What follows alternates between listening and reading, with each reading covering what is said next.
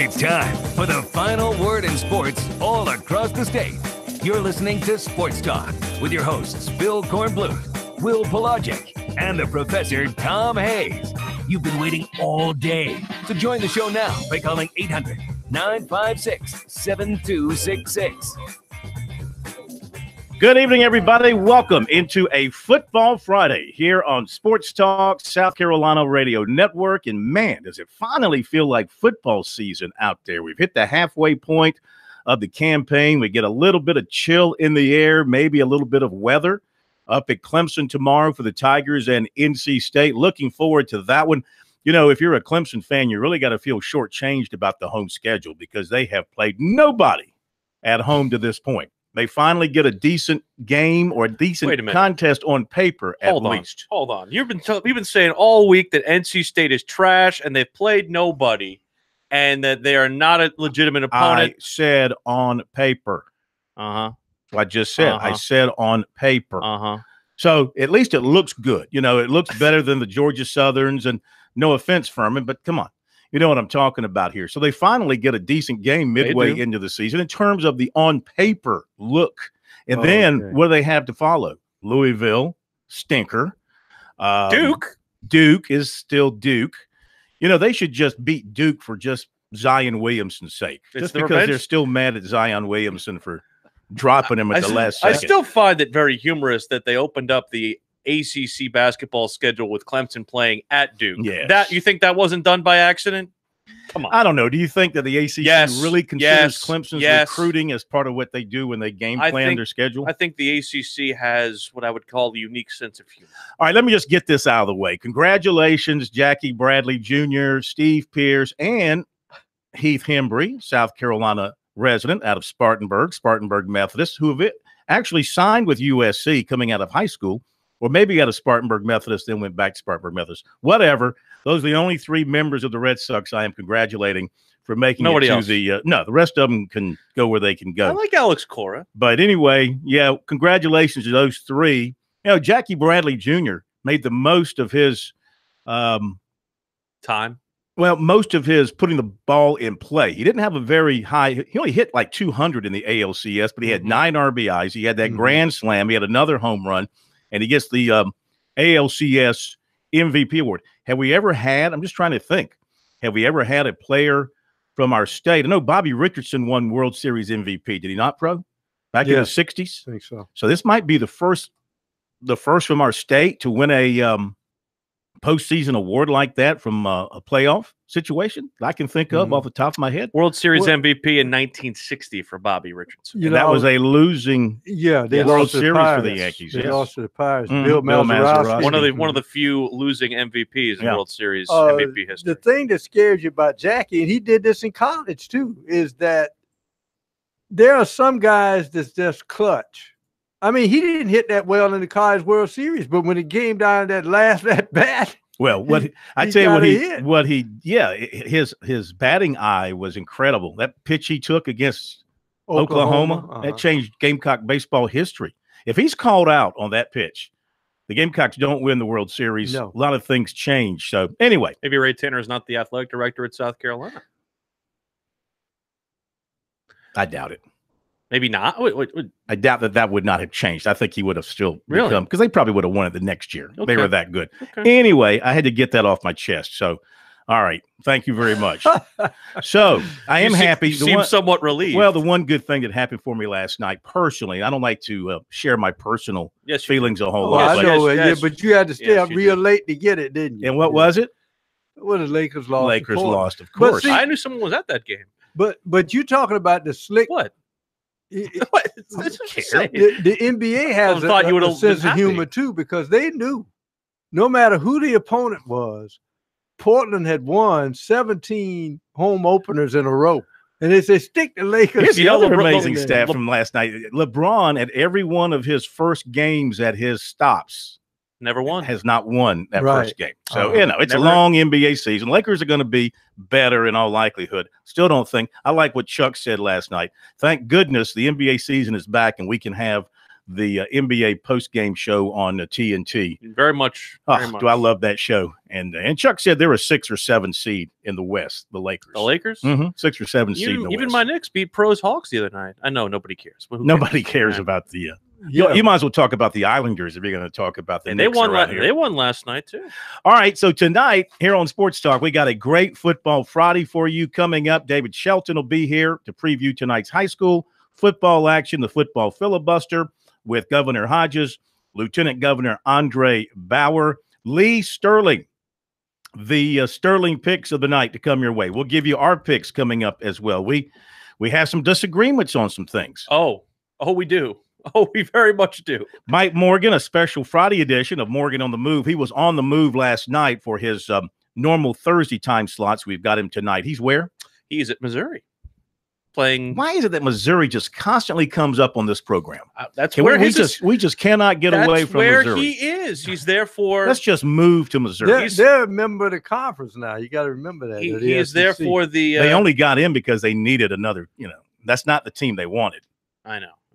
Well, that's the team they got. They took them because they felt sorry for for the deal. I will pat myself on the back because Corn and K-Mac had no idea, and I said there's only one team they can go after. Missouri. And I said it's Missouri. Well, and that was months before. Well, they had to give the Gamecocks somebody they could beat. Well, Missouri only got in the SEC because the Big Ten told them no. Yeah. Mm-hmm. Rejected. But they wanted the TV markets. They wanted Kansas City and St. Louis. Tony. Good academics, too. What? Tony Haynes, our opposition research on the Wolfpack. Very, very One of my good. favorite people in the world, Tony Haynes. Monty Dutton, the full Monty on NASCAR. We've already talked to Monty because he's got football tonight, but we can tell you that today in practice out of Kansas, Kyle Larson hit the wall, hit it big. Uh-oh. Got to go to the backup car. He's had a bad week. His team got penalized 10 points. It's not good. Really hurts him in the playoffs. You'll hear more from Monty on NASCAR coming up. We wrap up the football conversation. We're the last ones to bring it to you. 4th and goal with Ellison in our final segment. He'll give you his breakdown analysis of Clemson, NC State, maybe a quick look back at South Carolina, Texas A&M. I want to make sure that Ellis Johnson tells you that 17 points is too much of a line when it comes to this game. Well, we'll see if he says that or not. Chuck Reedy and Ellis Johnson, they, as I said, 2 nuggets they gave us is the fact that, Texas A&M, he said that no matter what you do, if you look at stats, defensively, a team that runs the football more, I don't care about yards or anything, they usually win the football game. And then Chuck Reedy chimes in, well, A&M ran more than South Carolina did, but their yards per rush were less. Well, but, Chuck, he made a great point last night, following up on what you're saying. South Carolina just is not stubborn enough when it comes to the run. And Muschamp being a physically imposing type of coach. He wants to impose his will on you and be a physical, tough minded coach with a physical team. You get that through running the football. But you have to commit to the run if you're going to be a good running team. His comments last night, which I put on our Twitter at SportsTalkSC, South Carolina's talent level is still not upper-level SEC talent with holes at certain positions. Kentucky's better. Texas A&M is more talented, and now they have a coach. And South Carolina was fortunate to beat Missouri, getting a lot of reaction on our Twitter account at SportsTalkSC.com, and not all of it is very positive towards Chuck. A reminder, too, tonight, of course, being what? Friday night. Football Friday. Week 9 of the high school football season. Of course, everything is a little bit pushed back now. So ordinarily, we would be getting towards the end of the regular season, but we're going to have the regular season spill into November before we get the playoffs underway. But it is week 9 tonight. We will have high school football scoreboard for you tonight, 10, 10:30, and 11. So make sure you catch those to get caught up on games around the state. Don't forget, if you lose us tonight over the airwaves, you can find us if you still want to stick with us on our Periscope feed on Twitter, which sort of acts as our podcast once we're done because it's there for you to go back and listen to. So it's sort of a combination Periscope, Twitter feed podcast that we give you here on Sports Talk. Why do we do that? Multi-platform. Because we're too cheap to actually pay for a real podcast. That's you want not to get true. right down to it. That's not true. We could make a real podcast happen if you wanted. No, why don't you do it? All right, let me rephrase that. Not too cheap. We're too lazy. Does that fit? It's different. That's better. It's different. You like it would not. You cost, like lazy better than cheap? It would not cost any more money. It might cost a little more time. And our YouTube channel, Sports Talk SC, you can catch us there as well. And of course, we're streaming on the TuneIn app and the radio.com app through our stations. Back in a moment.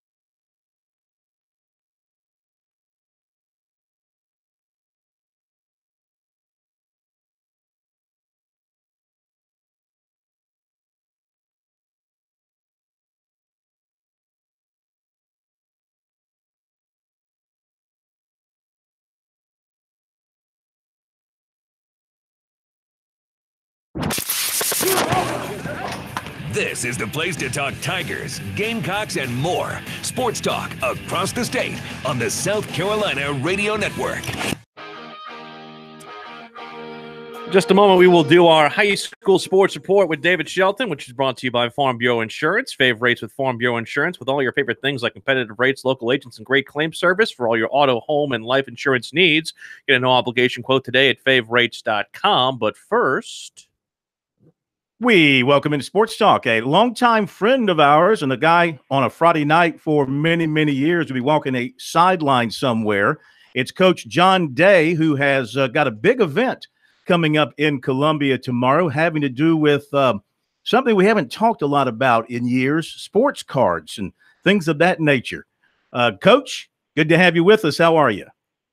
Thank you, Phil. It's been a while, but I still enjoy listening to your show and keeping up with what's going on, and what you and David do for high school sports is still absolutely the best. Well, thank you. We really do appreciate it. Thank you. And you've got what coming up tomorrow? A card show here in Columbia. For the first time in, as far as we can gather, Phil, 12 years since the last show, sports card show with memorabilia. Sports cards of baseball, football, basketball, hockey. One of my dealers called today and said he had a Gretzky rookie he was bringing it. So things of that nature. You just piqued the attention of our co-host here, who's a big hockey nut. Huge. Good. How about that? Yeah. The guy called me and said, "Now, I don't know how many hockey folks you got down there." I said, "Well, no, he's from upstate." And I said, "Well, there'll be a few. I hear a lot of talk about hockey down here, but those will be it. There'll be single cards galore. People just have the individual cards of all kinds of people. Then there'll be sets, partial sets. We'll have wax boxes, sealed packs of cards from back in the 80s and 90s. There'll be some new stuff, some coins. One of my dealers has some coins. Another has some comics. So, and it's kid friendly. Mm-hmm. One thing I've been concerned about, Phil, there's a generation of kids that have never been around, have never even been exposed to a card show, do not even know what they're about. Some of us, I went back in the 80s and then I started doing it in the 90s. But a lot of kids just don't even know. And I've had a couple people ask, exactly what goes on or what is it. So it's just a sale. It's like how to relate. It's like a car show, but with sports cards instead of cars. Sports cards, that's right. Cards, sports cards, and it's really interesting. Every time I talk to one of my dealers, they tell me about something new. One of the dealers locally has Mickey Mantle cards. No rookies now, no $1 million cards. Yeah. But has some early 60s Mickey Mantle cards. So there's going to be a terrific amount or a group of cards there for people, and a lot of Atlanta Braves. One of my guys has 4, I think he told me 4 bats autographed by Atlanta Braves people, dating back to Eddie Matthews. Where's this taking all place? The way through some of the others. Where's this taking place, Coach? All right, we're going to do it at the Doubletree at Hilton, Doubletree Inn, I believe they call it, at Hilton on Bush River Road, 2100 Bush River Road. And it's at the intersection of I-20 and 26. We'll be there from 10.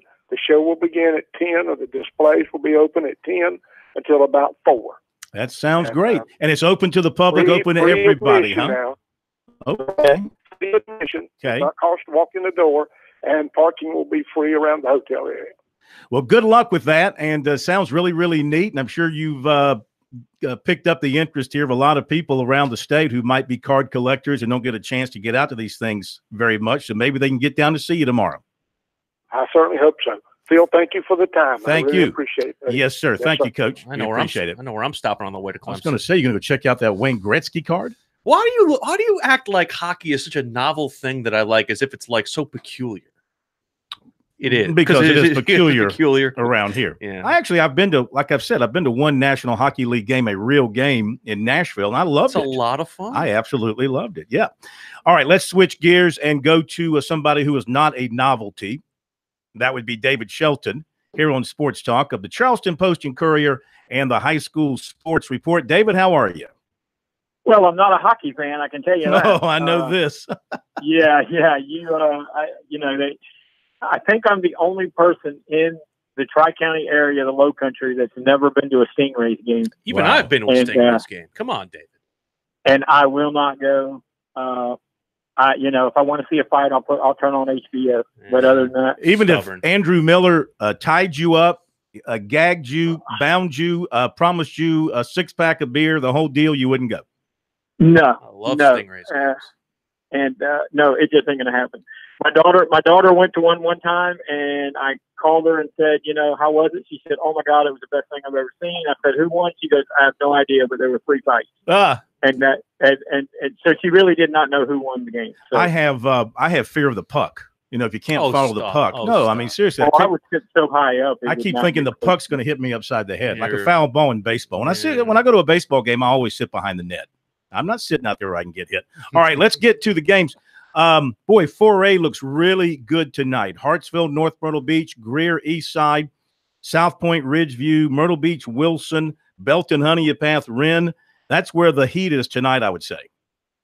Yeah, this is the 4A night. If you have to designate, there's some good games in all classifications because every game now is, region oriented and has so much bearing on playoff spots, region titles. But the ones you mentioned are the highlighted games. 4A is going to take center stage, and there are going to be some great opportunities for teams to post some big upset wins. Like North Myrtle Beach getting the #1 team in the state in their joint will give them an opportunity. I don't think they'll beat Hartsville, but this is certainly a great opportunity for a program like North Myrtle Beach. You have been writing about this week a game a couple of classes down, Timberland and Oceanside. Timberland 5-2, 3-0. Oceanside 6-1 in 2A play. What do you like about this game? Why are you so excited about it? Well, I think the region is terrible. I'll say that, but these two teams are potentially teams that could get deep into the lower state playoffs. If you're talking about Oceanside, it's a 3-year-old program. It's the first year they've been eligible to play for a region title in football, and they're going for their region title against the big dog. Timberland has won 179 games since 2002, which is easily the most in the Low Country of any school in the Low Country. And you're talking Berkeley, Somerville, Fort Dorchester, Stratford. Timberland's won more than all of them, and they've won 15 region titles under Art Craig. So, wow. The new kid on the block is taking on the old guard, and I think it's a great matchup because Oceanside they do things offensively that Timberland hasn't seen. And Timberland's offense is something that Oceanside hasn't seen. So it's a really good matchup, and the two coaching staffs have been great. And I just think it's going to be it's a novelty game because of Oceanside being the new kid on the block, but certainly they're capable of beating Timberland. Mm-hmm. 2 undefeated teams in region play, Manning and Hanahan up by you. Certainly a big matchup for two teams who had slow starts but have come on lately. Yeah, that's the game I'm at. I'm sitting in the press box right now in Hanahan, and I think Manning is a team that everybody thought was going to be the team to beat, and they've held serve. Again, not a tremendously tough region. I think the Storm had a little bit to do with that. Georgetown hasn't been quite the team. Bishop England is kind of rebuilding, but these two teams have played well so far. I like Manning to win the game, but I certainly think Hanahan is capable of taking this game tonight. It'll be a very interesting game to watch. A game that may be an upset. Can you see it? Spring Valley at Sumter. Can they ambush the undefeated Gamecocks? Whew. Blythewood, I said last week, I thought Blythewood would give Sumter a battle, and they did. They actually held the lead in that game in the second half. I certainly think Spring Valley's capable. But, you got to beat them. You can talk about are they capable? Yes, but nobody's done it yet, and Sumter is very good. They will have that challenge stopping that Spring Valley option offense, but they've answered every challenge so far. So I look for that to be an interesting game. I'll tell you, if Spring Valley wins, I won't be totally shocked, but I still think Sumter's the favorite. Okay, my friend, tighten up the old jacket, and I guess it's still not cold enough for the long johns yet, but those are coming, and we will talk to you tonight. Okay, take care. Because I don't want to see you pull up your long johns or anything like that. Just tighten up the coat.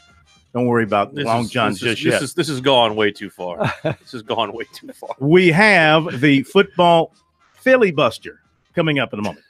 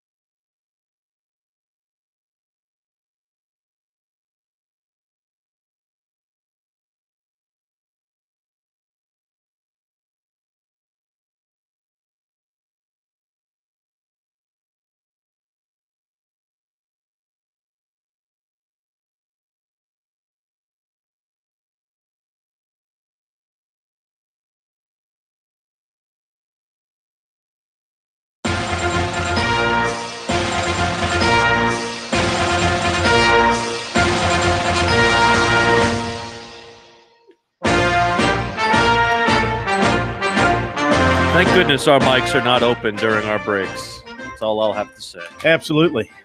Maybe they're reading our lips. They're not. They can't. It is the best time of the week here on Sports Talk. You know, we only get 10 hours a week with you. I like to think every hour, every half hour, every 15 minutes is Precious. big. It's precious. But this is the most big. Is it?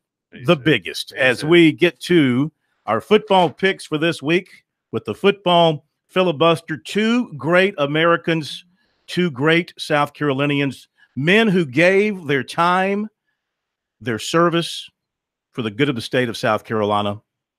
At least some people think so. Not everybody, but enough to get them elected a couple of times. It is former Governor Jim Hodges and former Lieutenant Governor Andre Bauer. Maybe people like the fact that we call you former and not current. Makes them feel better. Governor Hodges, how are you? What a nice introduction. I felt really good until I heard you introduce me that way, and now I feel really bad. Trying to keep you humble. That's all. Just trying to keep you humble. Andre, how are you? I am fantastic, other than the governor is whooping my tail at cooking college football games. Yes, you are now 5 games behind. You've been in a little steady decline. So you're 5 games behind. You got to start making a move here because it's getting late early, as Yogi said. Yes, I do. I don't think Andre got that. I think everybody just kind of face palmed that. By the way, Governor Hodges, how do you feel about the was it the Mega Millions? It's like climbing to like $1 billion or something now this week. If you can manage to win that thing, you can be pretty well taken care of for the rest of your life. Well, you know, when we passed the lottery, I guaranteed you that you would win at least one time, and I have not delivered. So I imagine that you winning the Mega Millions is very likely. Well, actually, I did win a $70 scratch off one time about 8 or 9 years ago. Can you have them work on the passing of possibly legalized sports betting in the state? Can we work on that? Oh, I know. If anybody wants that, Governor Hodges would like to see that passed. South Carolina needs to pass that. You're Thank exactly you. Right. I knew I liked him for a reason. You want to tweet that? Why don't you Governor Jim Hodges is in favor of South Carolina legalizing sports gambling. Yes, indeed. Absolutely. People can now get Andre, on you on Twitter. Are you now. on the same page with that? I am not. No. Shock. They're on opposite sides of the aisle for a reason. Well, if you pick games like Andre, you ought to be opposed to it. Oh yeah. Oh, I think we just had to end the segment right there. That's the drop. Drop the mic. Andre, he just hurt your feelings, man. He just hurt your feelings big time. He got me. I give him credit. That's so good. He had to step away from the phone. That's how much he got hit there. All right, let's get to it. We got 5 games for you.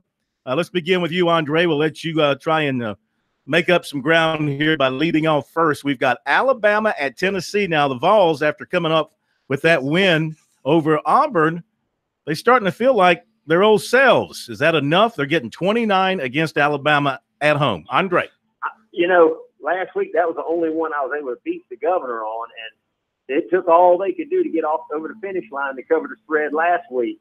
They covered it by 1, so right before y'all got on the phone, and I was sitting there going, I don't know. That's a toss-up, but Bama did me right last week. They got to score 1 more point this week at Tennessee, but I'm going to take Bama.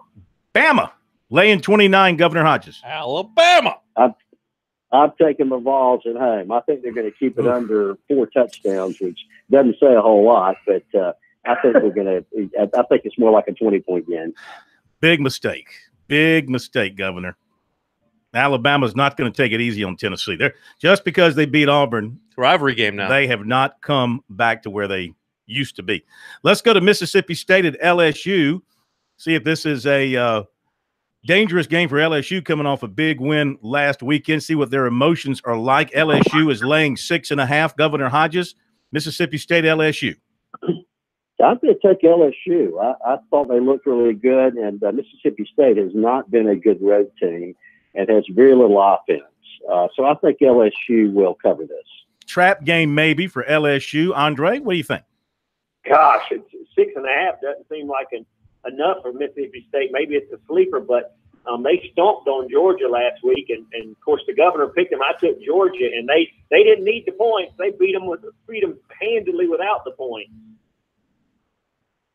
So I'm taking LSU. I'm with the governor. you want to go? Okay. About to say, I was trying to follow governor's logic there.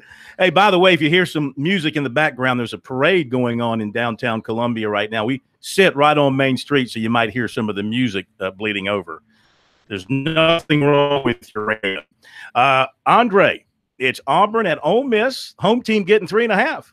People ready to run Malzahn out of town now at Auburn. He needs to be careful. Yeah, I'm going to take Auburn. Okay. Think they're going to bounce back, huh? I do. Well, Ole Miss got no defense. They got great offense. They had no defense. Governor Hodges? I'm with Andre on that. Ole Miss is missing a key player, and I think Auburn will have a bounce back week and win this one handily. Pressure's on Malzahn. Mm-hmm. I like No Ole doubt. Miss. I like Ole Miss outright. Yeah. You don't want the points? You don't need the points? I want it. I want Ole Miss outright. So, do you want the points? You're saying you don't want the points. I would like the points, but I like them to win it outright. Malzahn's history. Wait a minute. See, that's talking out of both sides of your mouth. Well, I like them outright, but I want the points. Well, you can't have it both ways, Captain. We do this against the spread, sir. Well, I'm just saying, don't make a comment that you don't need the points, but you want the points. The reason why Malzahn is still employed is as soon as he gets his back stuck against the wall, they come back and win a game. Yeah, so that buyout helps as well. That buyout helps. That's why I'm with you on that. He wins the game when he has to. Andre, is that your dog in the background? I don't have a dog, so it's not mine. No, Governor, is that yours? No. I thought I heard a dog. Let's go to Virginia. Might be next door. Let's go to Virginia at Duke. Duke favored by 7.5. Governor Hodges. I'm going to take UVA. I think 7.5 is too many points. I think Duke will win it, but I believe it'll be a field goal. Duke winning it, but you like Virginia getting the 7.5. Of course, they're coming off a big win over Miami. Still Virginia. I'm still not thinking that they are, back where they were when George Welsh was there by any means. Lieutenant Governor Bauer, what do you think? I'm with Hodges. I think that Virginia. I take Virginia. They put it on Miami pretty good last week. Neither one of them are anything to get excited about, but in the day, I'm going to take Virginia, which is making it harder and harder for me to break away and pick up my 5 losses. That's right. You've only got one game difference here, so we'll let you consider some amendments here in a moment. And Andre, NC State at Clemson, the Tigers laying 17.5. A lot of people saying that's too much. I say it's not enough. What do you think? The game's at home this year for Clemson, but last year they were lucky to get out of there as they did, and I'm going to take State with the points. Look at him. NC State. Look at him. Points. Hey, Governor Hodges, you being from Textile Country, it's the Textile Bowl, a game near and dear to your heart. Well, see, there's your problem, Phil. These are both textile schools. Both NC State and Clemson have had textile science programs. And I'm with the Lieutenant Governor. I think that Clemson will win this handily, but I think 17.5 is too many points. Oh, so I'm taking State. Music to my ears. He's rope-a-doping. That's all he's doing. He's rope-a-doping here. He's protecting the lead. Music. All right. He's rope-a-doping on you, Andre. You better do something. Looks like all eyes are on the Bama-Tennessee game this week. I'm going to give you a chance for amendment here, Andre. Anything you want to amend? No, I'm good with my pick. Man wants to win, Corn. He's only going to gain one game, possibly. Governor Hodges, you good? I am. I think Andre's doing a little sports betting this week, so he's trying to make sure he's consistent on this.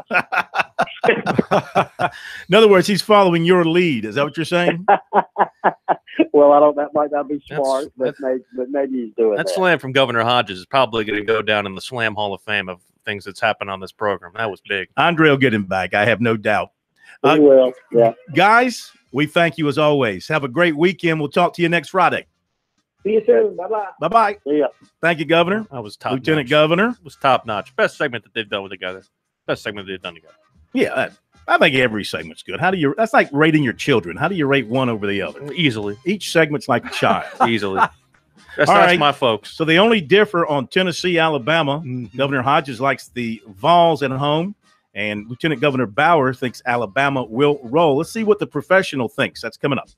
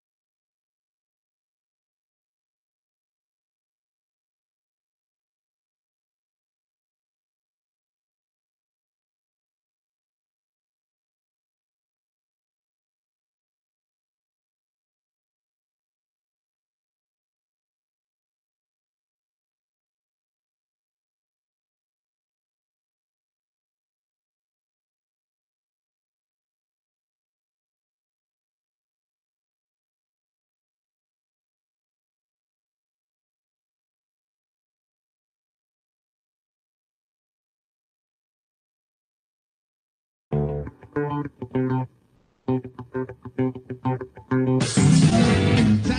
put your money where your mouth is. Put them in feelings, let them fight it out. He's a hustler. If you don't got gas, you won't be getting no stamps. If you don't got money, you want some money. If you don't got gas, you won't be getting no. He's a gambler. At the house running young and then we got change. Show them the next item up for bid. All right, you've heard from all the amateurs here on Sports Talk. It is now time to get that professional help that we like to bring you here on Friday nights on Sports Talk. Wonder if he's going to feel the same way that virtually everybody has felt about the line in question this week, because you've been very much trumpeting one side on an island. Well, let's find out. We welcome in Lee Sterling of Paramount Sports, who knows all, tells all about what you should be thinking regarding college and NFL games this weekend. Lee, how are you? Good. I think everyone did a double take when they saw the Clemson line, I think, at first, correct? Oh, we all did except one of us. I think Clemson covers. I think they cover. I know everybody's saying, well, historically, NC State plays Clemson very, very close. Right. But I don't think this is quite as good an NC State team as their record indicates. I don't think it's quite as good an NC State team as they've had the last couple of years. But what do you think as you get to these games? Well, let's start with that game. And I think I think just like last week, I said on a lot of shows around the country, I thought Wisconsin was fake. I believe that NC State is fake. Now, give them credit. Their best start in 16 years. They're 5-0, but they did not have to face a West Virginia real talented offense. And I think they would have had a lot of trouble with that quarterback and that group of wide receivers. And the NC State team, and they got lucky. They didn't face the great Boston College running back. They haven't faced a top-end quarterback, running back, or wide receiver. And Clemson has all three here. I think that these are the type of games that Clemson lives for and gets up for. And I don't think Clemson's going to allow those jump balls that NC State likes to throw to their wide receivers here. Blowout special. Clemson, 42-16. You're not concerned about the Clemson secondary? A little bit, but I think the pass rush is going to be fired. I think they're going to get 5-6 sacks in this game. Gosh, it's amazing how great minds like yours and mine happen to think alike. And the weaklings out there, the weaker minds, just can't grasp it. But I will say this. NC State's got a pair of nice receivers. They've got a good quarterback. The running back, especially Gillespie, can be dangerous. And they got a coach that hates Dabo's guts. Yeah, it's got nothing to do with it. He's not stepping on the field. If he does, he gets a penalty.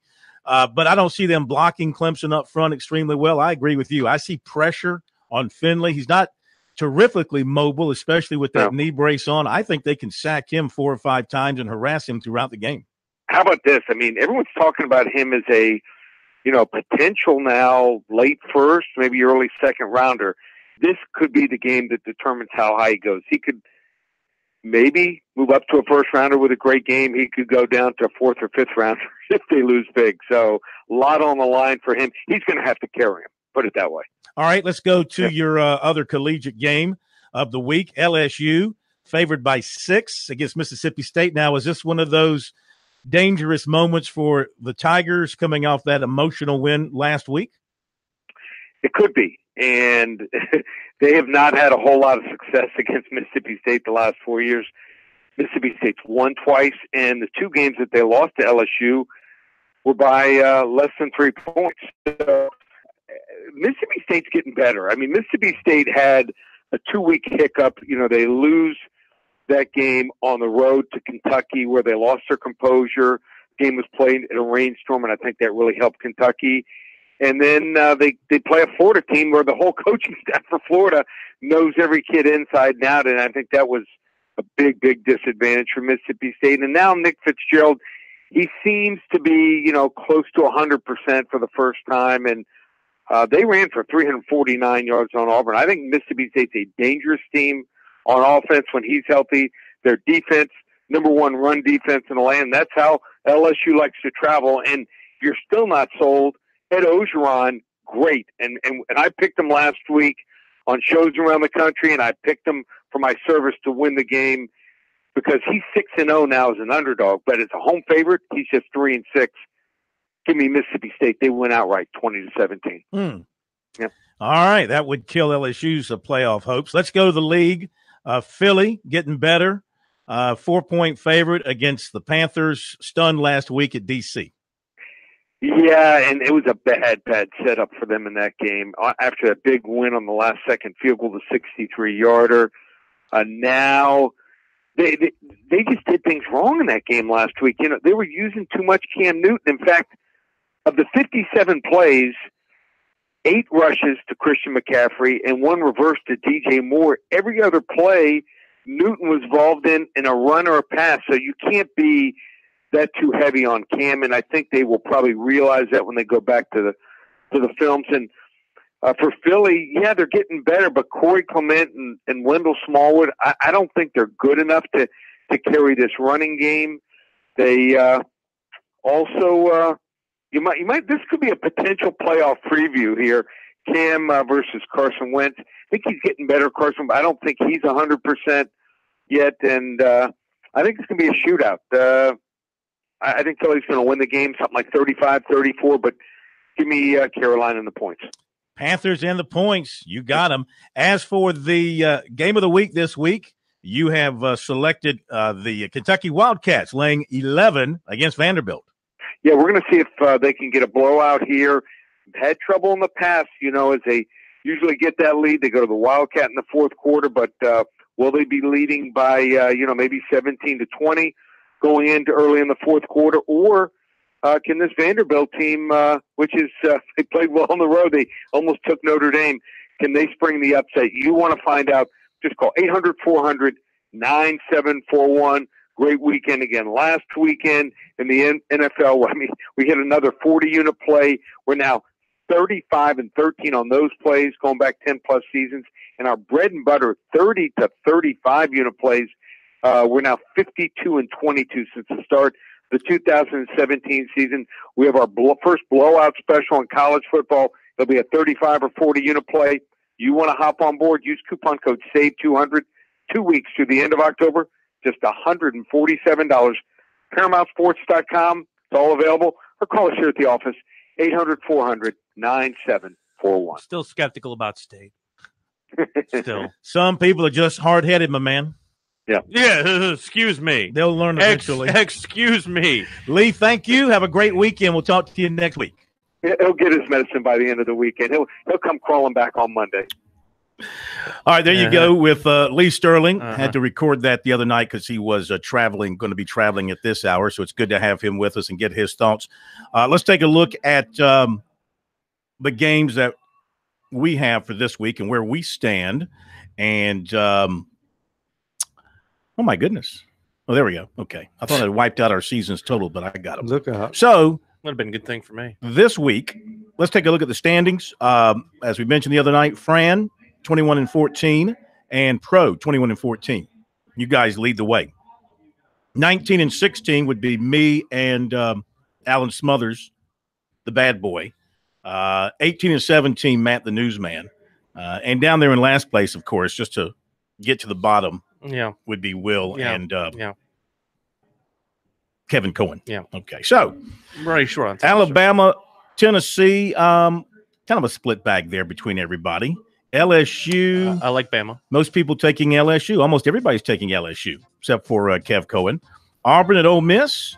Strong lean to Auburn. I'm taking Ole Miss. I'm taking Alabama, LSU, Ole Miss. Look at you being on my side for once. Scary. Virginia at Duke. Pretty much Duke. Duke. Getting the call across the board. I'm taking Duke. You're taking Duke Pro. You're taking Duke. And NC State at Clemson. I'm taking Clemson. Good for you. Pro, you're taking State. Good that you and Will are of the same mind there. It makes me feel even better. Most everybody else is taking Clemson. Fran's taking the Wolfpack. Good for Fran. Of course, Alan's taking the Wolfpack. He is a Wolfpacker. I say he is a Wolfpack. He's not going to pick against his favorite state. Well, they team. hit the quarterback, though, because I want to make sure that they don't hit the quarterback, because that would be, illegal, right? Well, hasn't Dave Doran called for the decapitation of Trevor Lawrence? He just Lawrence? said he was going to hit him and put him on his back, anyone would want to. Just want a lock of his hair. We'll talk about that and more in hour number 2.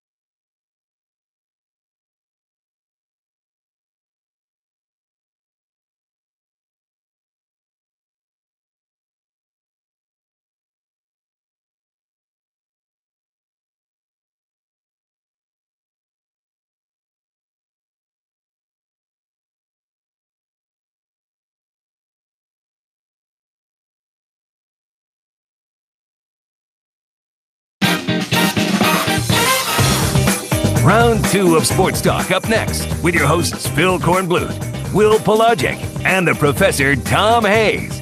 Don't leave us hanging. Join the show, 800-956-7266. We are back, Sports Talk, South Carolina Radio Network on a Friday night from downtown Columbia. Phil Kornblut, Will Pelagic, sir, Professor Tom Hayes, and a big old parade taking place below us. Yes. On Main Street. You can probably hear some of it in the background. That's not music playing in our studios here.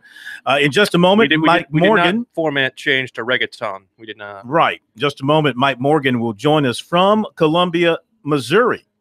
And we'll get the latest from him as we have Morgan on the move. Some recruiting notes to carry you into the weekend, however. I know Mike's glad we're saving this for his airtime because he wants to hear this. 2020 receiver Zevian Capers of Alpharetta, Georgia, plans to visit Clemson Saturday. He was at USC last weekend. Some other major prospects expected at Clemson tomorrow for unofficial visits. Athlete Quavaris Crouch, quarterback DJ Ugalele, offensive lineman Clay Webb.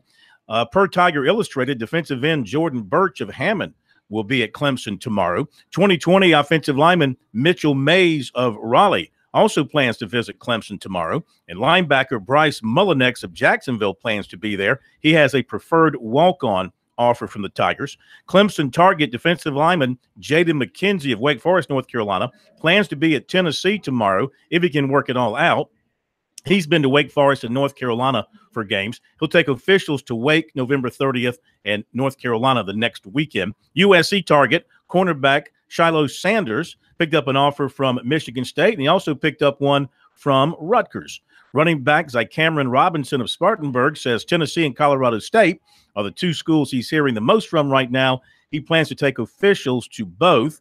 USC had been recruiting him, but he says he's not hearing much from the Gamecocks now. 2020 defensive lineman Alex Huntley of Hammond was at USC last Saturday. Outside of that, he's not been anywhere as he's focused on his season. He is talking to coaches. He's going to go to Georgia next weekend. He's also looking at Oklahoma, Tennessee, and Texas for visits. One-time USC target, running back Taj Gary of Atlanta, committed to Virginia Tech. Basketball, Clemson remains interested in 6'4" Alex Hemingway of Newburgh, Indiana. He's expecting a Clemson coach in to watch his workouts Monday or Tuesday next week. 6'7" Christian Brown of Columbia, now of Powder Springs, Georgia, had planned to go to NC State tonight. That visit's been postponed. 6'7" Calvin Felder of Sumter committed to Boston College. 2021 6'11" Gabe Wisnitzer, Arden, North Carolina, will take an unofficial visit to Clemson Saturday. 2022 6'6" Julian Phillips of Blythewood was offered by Iowa State. In baseball, 2021 outfielder Lonnie White of Malvern, Pennsylvania, committed to Clemson. He's also a receiver on the football team there at Malvern Prep. Mike Morgan's Gabe Wisnitzer. Mike Morgan's time with us is brought to you by Founders Federal Credit Union, the mortgage team more equipped than ever to help you with the mortgage process. FoundersFCU.com/mortgage and BP Skinner Clothiers. People nationwide get their custom-made suits and accessories from Brent Skinner. Online at bpskinnerclothiers.com or in the Vista in downtown Columbia. We now head to the birthplace of homecoming, Columbia, Missouri. By the way, should I tell you which Clemson coach is going up to Indiana? No, don't. Stop it! Stop it! We welcome in inside joke. Sorry, Mike Morgan. Morgan on the move here. Too bad you're not here with us. There is a huge parade going on in downtown Columbia tonight. It's big. A lot of colors, a lot of lights, a lot of lights, a lot of colors, a lot of music. Have you had some CJ's wings yet? By the way, you know, I'm not just here to do our segment. I'm always looking out for that recruiting report, which I certainly enjoyed the 6 minutes on hold listening. There is a kicker at Lee's Summit High School that I think is considering walking on at Benedict. So I'm just, I can't confirm it. Thank you. I don't want to give the inside scoop just yet, but I'm just looking out for you. Is he leaning any particular way? Besides, I mean, you said Benedict. Is it a lean? Would you call it a hard lean or a? Benedict's a soft lean, but for your purposes, he's also considering North Carolina. South Carolina, East Carolina, Western Carolina, South Carolina State, Coastal Carolina. This is like my spirit. This is like my spirit animal right here. I love it. He's been saving this act for a long time. Awesome. Hey, listen, your time here is limited, my friend, because we got a hard break coming up.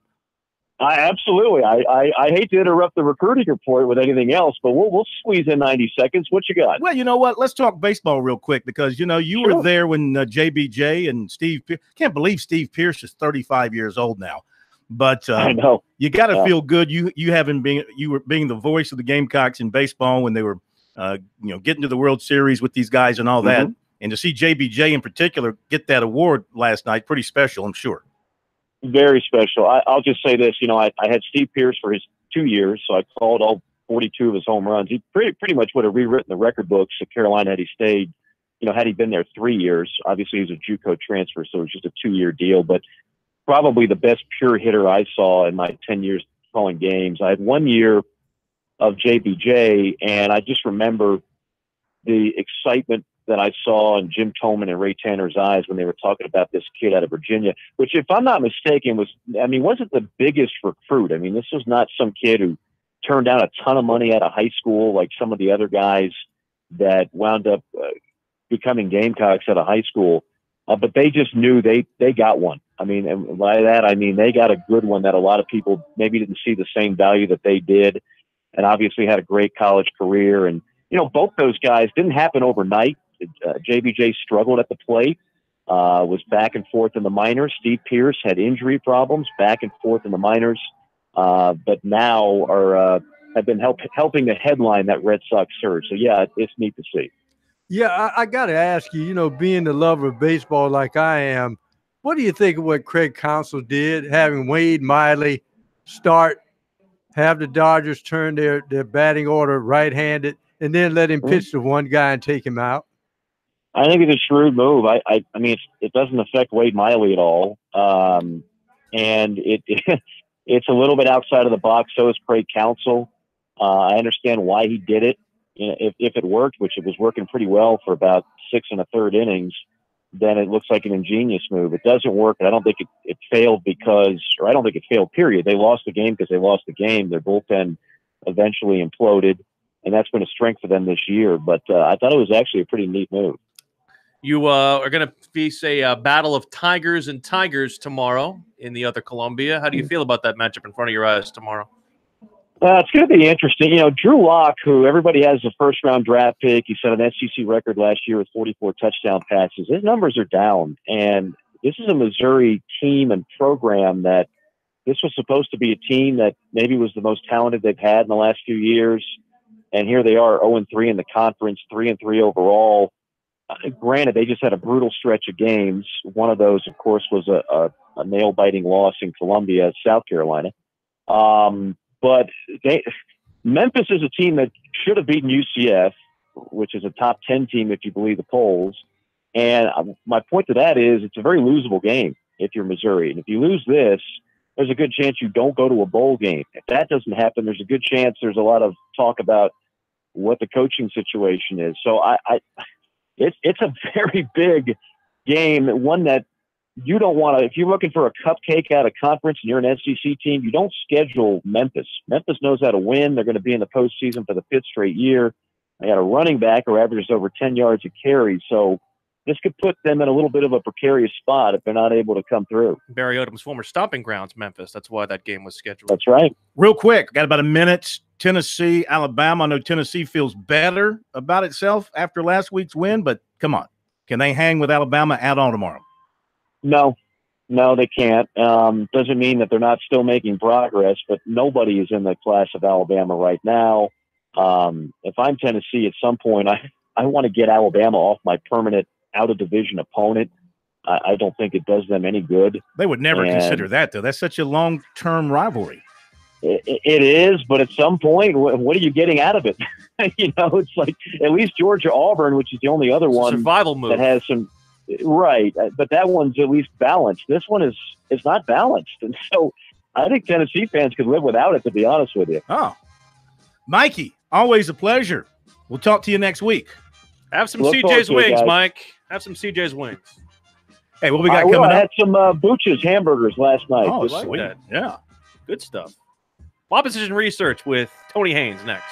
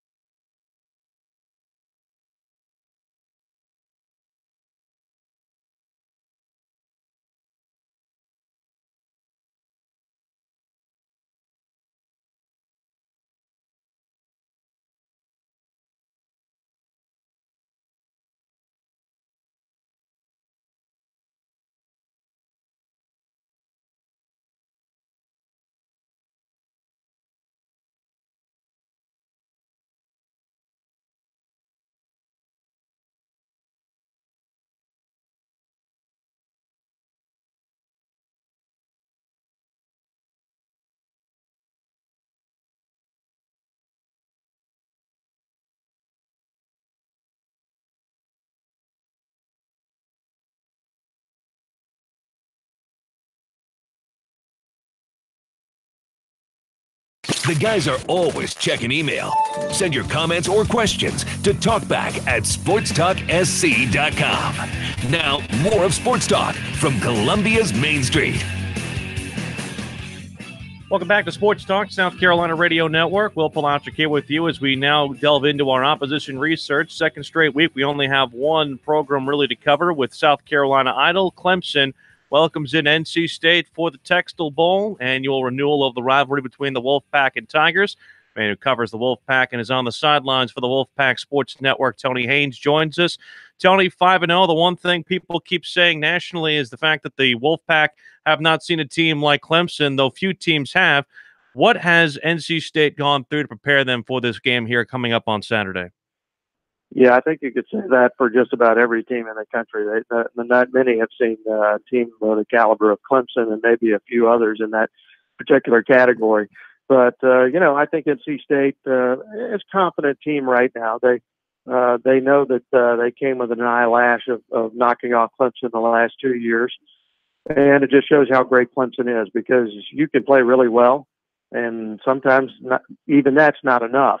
But NC State is certainly knocking on the door the last few years. And the last trip down there, of course, ended in regulation with a missed field goal that would have won it for NC State. Last year was just, both teams were landing haymakers for the entire ball game, and Clemson just made that one more play to win it. So I guess if you're a college football fan, this series has become must-see TV with the way the last two games have unfolded. And, NC State feels good about itself. And one thing about this team, it has improved each and every week. And I think as a coach, that's your only mandate from week 1 to week 5. You want to be able to look back and say, you've gotten better. And NC State has certainly gotten better in a number of areas since the first weekend of the season. And they're pretty healthy heading into this game. So, they're going to come down to Death Valley and give it their best shot. Of course, Ryan Finley is someone we saw here in the Palmetto State twice, once to open the season against Carolina, and, of course, the game against Clemson last year. He decided to come back for a 5th year. What has he done to, I guess, fine-tune his game to where he is NFL ready, and how has that affected this Wolfpack club? He was really good in 2016. He was better last year. And he's improved even this season. And he's a very analytical guy. He can be very self-critical. He has high standards of himself, and he watches a lot of film. And he's not afraid to look in the mirror and say, I've got to improve in this area or improve in that area. I think the two, I kind of focusing on the two things I think he's done better this year. I think he's been much more accurate with the deep ball. Even the previous 2 seasons, he missed some open guys down the field more than he would like. But this year, for the most part, he's really been on the money, throwing the ball down the field. The end result is they've made a lot of big plays in the passing game. And another thing is, although Finley's not a fleet runner, you wouldn't ever confuse him with a Deshaun Watson or a Russell Wilson or somebody like that. He's gotten better at moving his feet in the pocket, and when he needs to get out of the pocket and make throws while moving his feet, he's a much more accurate thrower on the move. It used to be you kind of felt like the only way Finley is going to throw the ball accurately is if he had time to set his feet and release the football that way. You can tell he's a much better thrower when he's scrambling this year. And he's for a guy who's not really known for athleticism, he's actually made a lot of big plays out of the pocket this year, more so the previous two seasons. Talking with Tony Haynes, NC State Wolfpack sideline reporter, joining us here on Sports Talk as we go through opposition research on the Wolfpack. A lot of the offense last year ran through Hines and Samuels. It's more diverse this year. How has that helped the Wolfpack attack? It's fun. It's been fun to watch. I mentioned the team has gotten better in a number of areas since week 1. And probably the biggest area of improvement has been with the running game. The first 2 weeks, they didn't run the football very well, but they had a couple of their tight ends that weren't available because of injury. Dylan Autenreith, a veteran tight end who's kind of known for his blocking, and they missed him. And having 2 tight ends out really affected some of the personnel groupings that they like to get on the field, especially when they want to run the football. And the other thing is, as you mentioned, Nyheim Hines, he rushed for over 1,000 yards last year. Jalen Samuels was a unique player with his pass catching ability, but he could also run the football. So you're replacing 2 pretty good guys in your running game there. And Reggie Gillespie returned as a veteran, but he's a different type of runner. He's not a home run hitter. He's more of a power inside the tackles guy. And then their best running back recruit, Ricky Person, a freshman. Everybody wanted Ricky Person, one of the best high school backs in the country last year, but he was slowed through preseason camp because of injuries. So he didn't get a lot of reps as a freshman in the preseason, which kind of set him back. But they got the 2 tight ends back.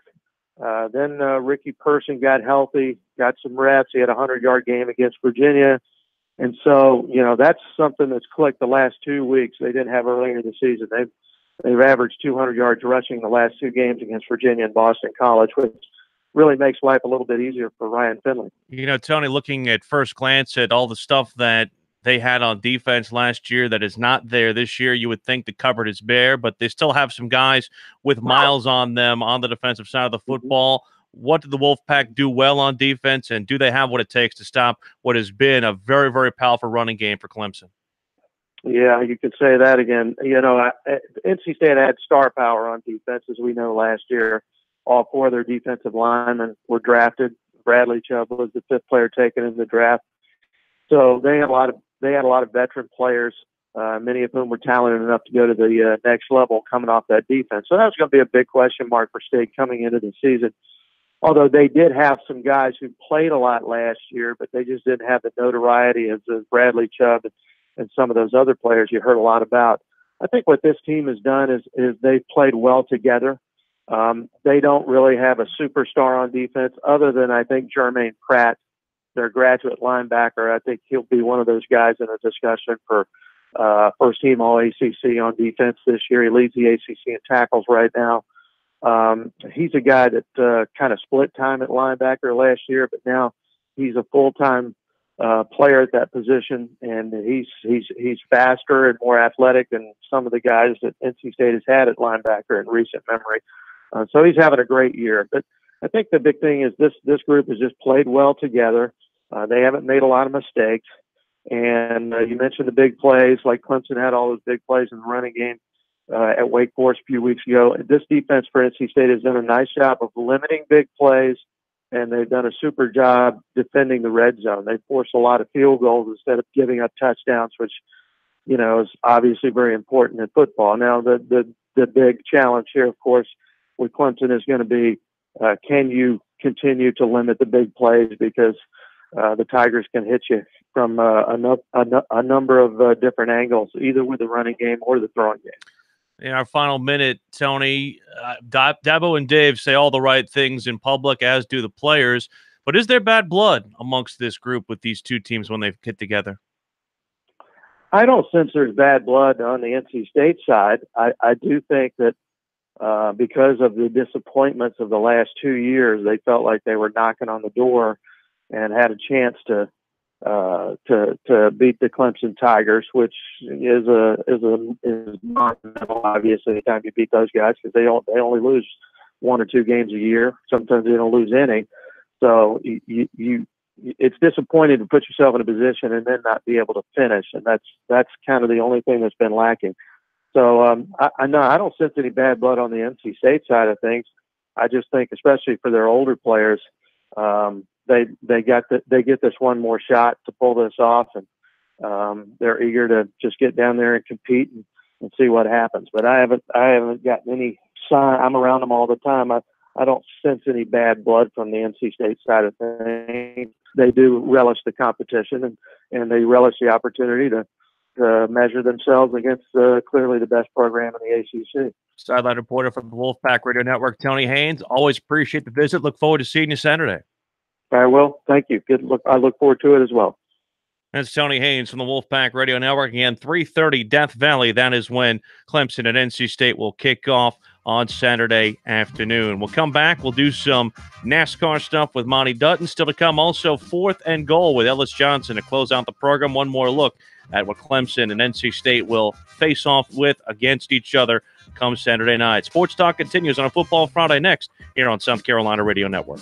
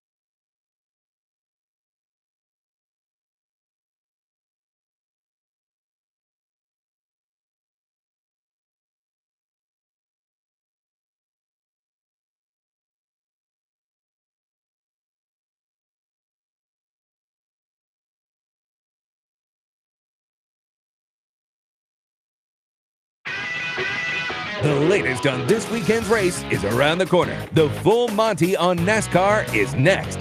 This is Sports Talk. And welcome back into Sports Talk, everybody. It is now time for the full Monty on NASCAR as we talk NASCAR with Monty Dutton of MontyDutton.com. And it's the last race before the next cut down in the playoffs, Monty. We've got 12 guys trying to take 8 spots, but really when you look at the standings, it looks like that number 8 position is pretty much down to, would you say, 3 guys, Chase Elliott, Brad Keselowski, and Ryan Blaney, barring somebody else left in the field getting a win on Sunday? I think that's definitely true. I mean, I think those are 3 good contenders, and I think that it would be bad to not have 2 of those 3 in the final 8, and that Keselowski and Elliott have combined for 5 victories this year. But that's what this winnowing out process is about. But Blaney is a talented young driver who has, of course, won recently.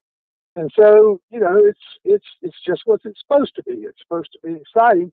And, of course, there's also the possibility that there'll be a breakthrough victory that will rescue someone else's hopes. What about the Kyle Larson situation? He lost points this week because of a penalty. I know they are appealing that. What do you think is going to happen there? I think that they probably won't interfere with the playoff process by changing the way it is set up as it stands. I don't think that if this were 10 years ago, I would just think, you know, that's not what they're going to do. And the only reason that they, you know, if they've made their decision, I think that it's a little bit less totalitarian control these days. And you have these constituency groups like the owners and the drivers who are more organized. So I think there's a little bit more chance of I think that there's been a little bit of judicial reform in the last 10 years. But I expect it'll probably stay as it is because I don't think that the merits of it make that much difference in NASCAR. I think what they look at is what it does to affect the level of competition. If they want Lawson in, he may get in. But the fact is Lawson's going to be just as exciting if he's not in the race for the championship as if he is. He's not going to be a guy who's going to pack it in. So from a competition and excitement of this race point of view, it doesn't make much difference. But from the competition and interest of the playoffs, he's the type of guy who would be fun to have in there. Practice today, Ryan Blaney, 192 plus. He was the fastest in practice. Kyle Busch, Kevin Harvick, Joey Logano, and Chase Elliott, the top 5 in practice. And speaking of Larson, he crashed in practice, so it's already off to a rough weekend for him as he tries to stay alive in the playoffs. What about last week's race at Talladega, the way that thing ended up? It looked like Kurt Busch was going to be the guy. Didn't have enough in the tank, I guess you could say, to hang on there at the end. You get another surprising winner at Talladega. I think that, first of all, for whatever reason, fuel mileage races are very rare at plate tracks. The second thing is that every time anything changes, there's an unexpected change in the competition. Most of that race until the obligatory craziness at the end and controversy at the end was very routine because you basically just had cars running in single file and you didn't have any real competition from the outside lane. Now, I don't know whether that's because of the cars in the inside lane, that the lane was superior because the four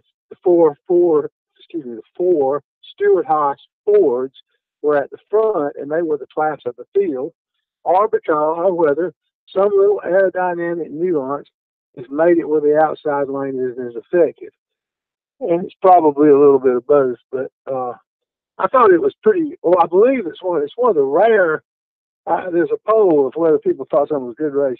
It's one of the rare Talladega races that's ever been, I think 42% of people who answered the poll, which is pretty big every week. A lot of people enter it. said that Talladega was only 42% said it was a good race. Mm-hmm. Overall, in the playoffs, what are you hearing about the television returns, the ratings, the overall view of the racing in the playoffs? Are things on an uptick finally? I don't think you can really make that argument. They had a nice boost for the Roval race at Charlotte because it was something new.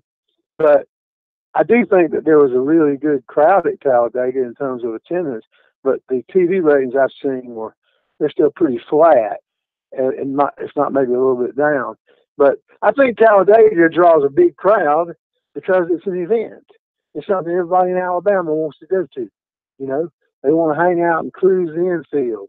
They want to carry on. I mean, it's as much as it's something that gets widespread attention from people who don't dedicate that kind of attention to anything else but Auburn and Alabama. And so I really think that's one of the things racing is missing is that the events all blur. There used to be something special attached to races like the World 600 or even the races the old Indian 500 at Barnesville. I don't think that there's the impression that it's an event that there once was. Mm-hmm.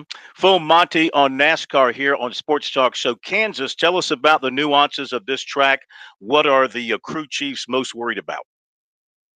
Kansas is one of the much derided intermediate tracks, the cookie cutters, but it has had more than its share of good races. It has some. The racing has gotten better there because they've tapered the banking and adjusted it a bit, and I think that it's probably going to be like all those races. It's going to be fairly routine. It would be fortunate. What they really need is for, instead of one of these guys who dominate races to win it and a different one every week, they need several of those guys doing it out and doing it out a little bit all through the day. But so many of these races have been Kevin Harvick wins the first two segments, and at the end of the race, either he's something happens to him or he wins. And I think that they really need two of these championship contenders like Kyle Busch and Kevin Harvick, Truex, and maybe somebody like Blaney from outside of Keselowski. They need a real duel to decide this race because a good bit of the race is probably going to be pretty routine. Mm-hmm. Well, speaking of Harvick, he won the first race of the year there. He's won 3 times at Kansas, so it's hard not to look at him and point at him as the favorite. That's true. I think that's probably I pretty much agree with that. I also think that it's the type track where Truex excels. There is no type of track that Kyle Busch doesn't excel, or Harvick either for that matter. I think you're going to have a lot of incentive from Clint Boyer, who's a Kansan, and it's one of those things where for him that's like the Daytona 500 because where he grew up, and I've got kind of an idea that Blaney might be in the hunt. Mm-hmm. Also, how about Logano? This is a track where he's had success. Well, Logano's a really good driver. I just think that the way the pecking order is, the Penske Fords are strong, and they're there, and they might pull a race out of it. But the 4 Stewart-Haas Fords seem to have a little bit of advantage most of the time. And Almirola just won, and they've all won races this year. That's the only team that can say that because Kurt Busch has won a race. And so that's just the strongest. And I think that you're probably, for those 4 Fords, the closest competition is probably going to come from another juggernaut. And it's probably going to come from either Gibbs or maybe with Chase Elliott having won 2 races right now, he might be in the mix too. All right, Monty, great stuff as always. We appreciate it. Have a great racing weekend, and we'll talk to you next week, my friend. My pleasure, Phil. Monty Dutton, the full Monty, here on NASCAR, and we'll be back with more in a moment. Ellis Johnson right around the corner.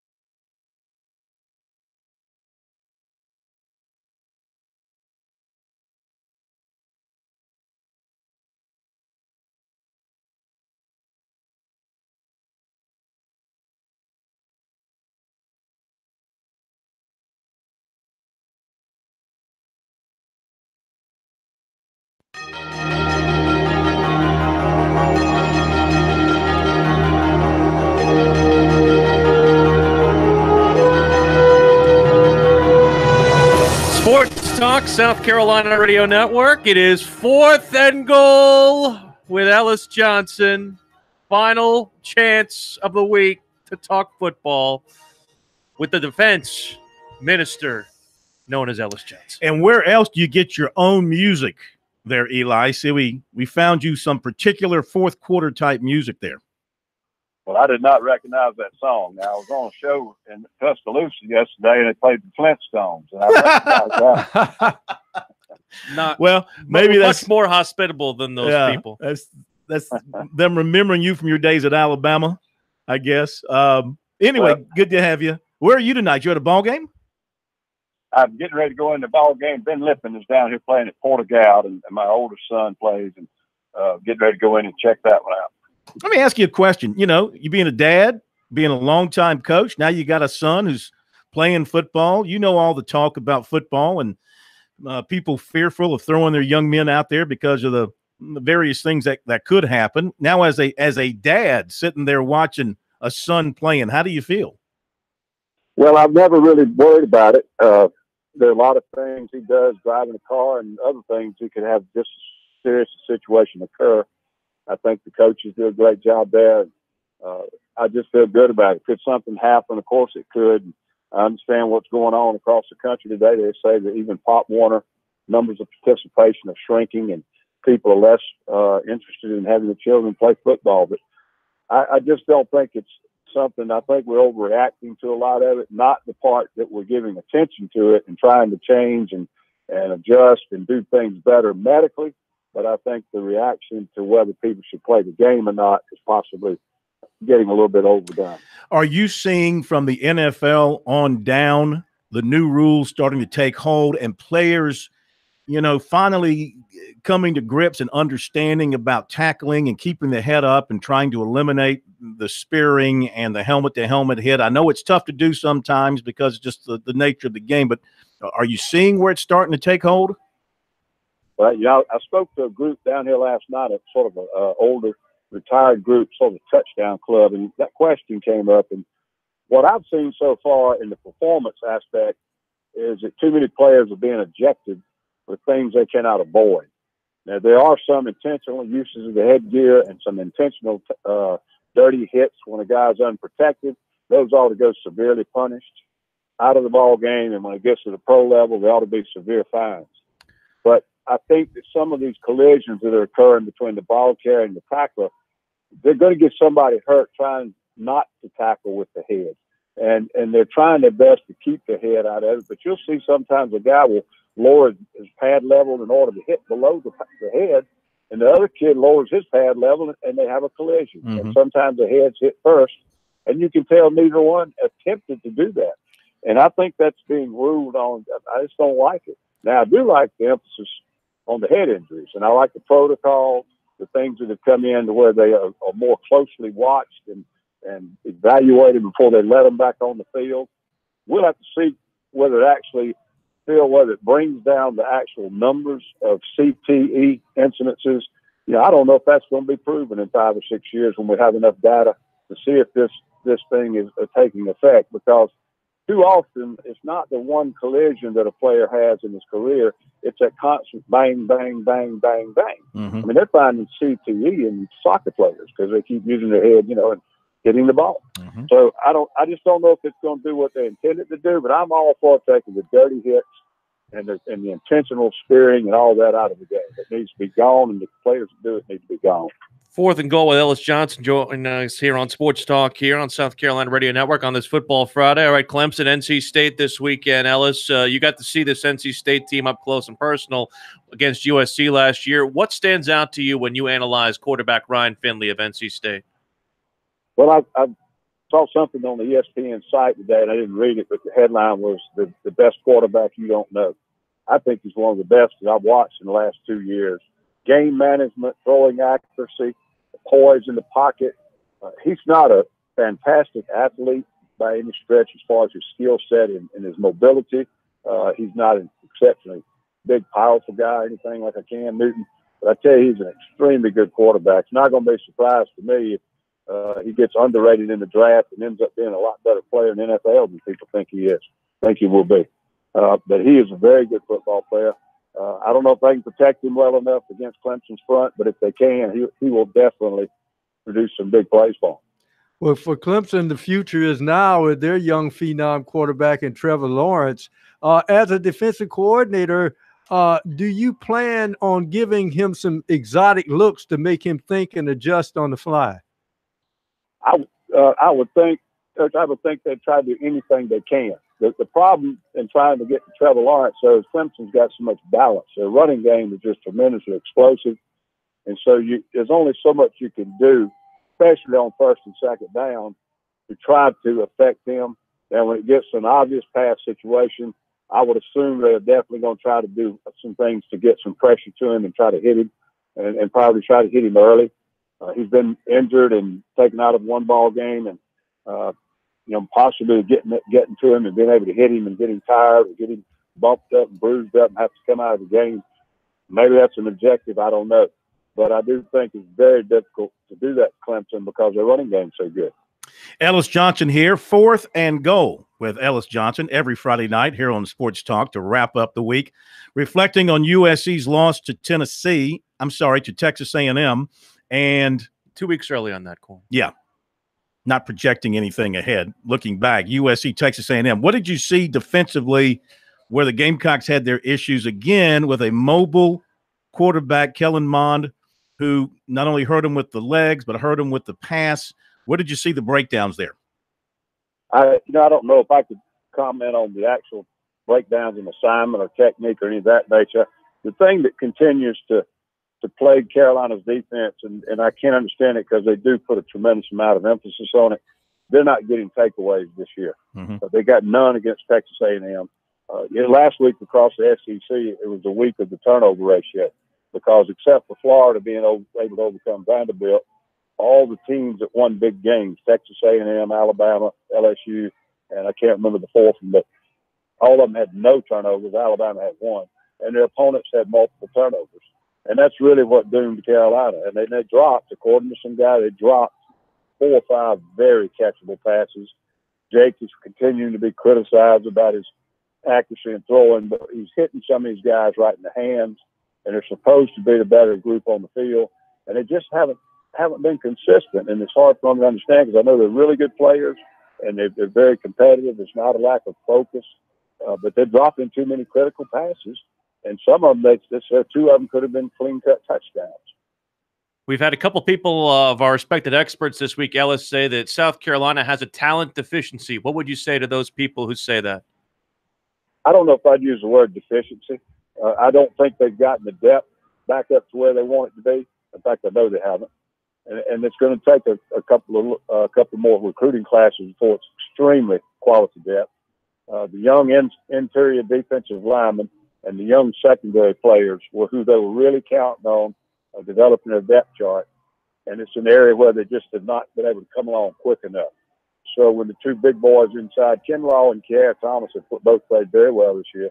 But when they get tired and they're either below they're performing at their skill level or they have to come off for a little while, the level of play is dropping too much on that interior, and it's hurting the running game, running defense. And then, the safeties back there, they had to move a corner to safety.